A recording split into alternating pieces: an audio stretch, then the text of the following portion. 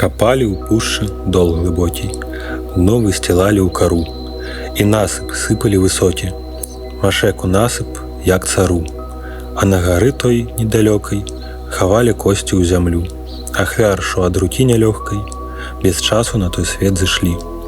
За днямі дні пабеглі шпарка, у няпамяць шоў за годам год. Мянялась свету гаспадарка, жыццё-быццё змяняў народ.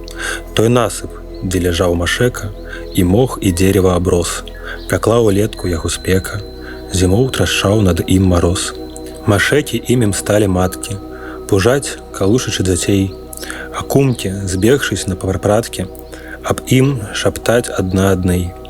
Яго высокую магілу, дзе лёс да вецер напяваў, знаць, што вялікую меў сілу, магілай льва народ назваў. Над ёй з часамі дрэвы палі, і горад вырас, як з зямлі. Яго Магілёў назвалі, бо інакш прыдумаць не маглі.